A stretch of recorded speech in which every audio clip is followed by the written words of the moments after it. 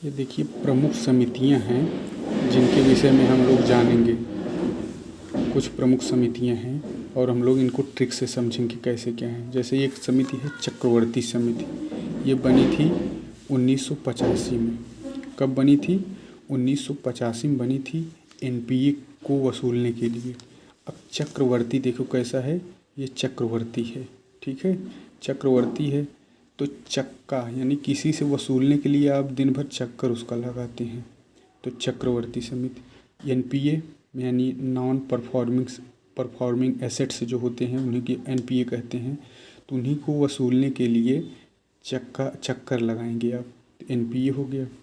फिर एक समिति है दामोदरन समिति, 2011 में बनी थी। इसका मतलब यह किसके लिए है?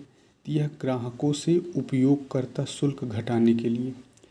तो कैसे इसके रटेंगे, कैसे याद रहेगा? तो दाम, देखिए इसमें लिखा है दाम और शुल्क, तो दाम और शुल्क क्या हुआ? एक जैसे हुआ। तो दामोदरन जब समिति कभी आ जाए तो शुल्क से संबंधित है, शुल्क घटाने से। आदमी कहता है ना कि मैं कुछ दाम घटा दो, तो यानी कुछ शुल्क घटा दो। अगली समिति है विमल जालान समिति, 2013 में बनी थी। यह कैसे है? तो यह समिति जो है लाइसेंस से संबंधित है, किसी चीज़ को लाइसेंस देने के लिए, बैंकों इस तरह के है। तो कैसे इसको याद रखेंगे? तो जालान मतलब जैसे जालान, और लाइसेंस अगर आपका नहीं रहेगा तो आपका चालान कट जाएगा। तो कैसा हो गया?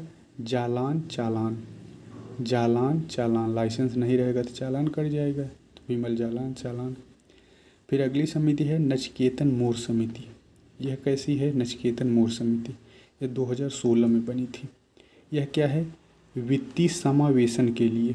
इसका मतलब क्या है कि मैक्सिमम बैंकिंग से लोगों को जोड़ने के लिए, यानी बैंक खाता ज़्यादा से ज़्यादा लोगों का बैंक में खाता खोलने के लिए बनी थी, वित्तीय समावेशन। फिर इसको कैसे याद रखेंगे? तो आदमी नचिकेतन मोर यानी नाचो यानी डांस करो, कैसा? मोर एंड मोर डांस, तो नाचो मोर, तो क्या होगा? वित्तीय समावेशन, तब आपको बहुत ज़्यादा वित्त मिलेगा। नाचो मोर तो आपको वित्त कैसा मिलेगा? ज़्यादा मिलेगा, वित्तीय समावेशन। फिर अगली है एक पारीख समिति। क्या है? पारीख, 2013 में। पारीख समिति कितने में? 2013 में। यह कैसी है? यह पेट्रोलियम पे है, तो प से पेट्रोलियम और प से पारीख, पेट्रोलियम पारीख हो गया।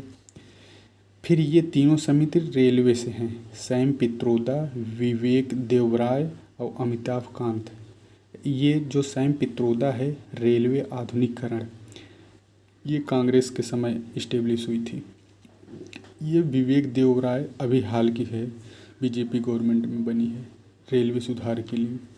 और अमिताभ कांत ट्रेनों का जो निजीकरण यानी ट्रेन प्राइवेटाइजेशन जो है उससे संबंधित है ये ट्रेन।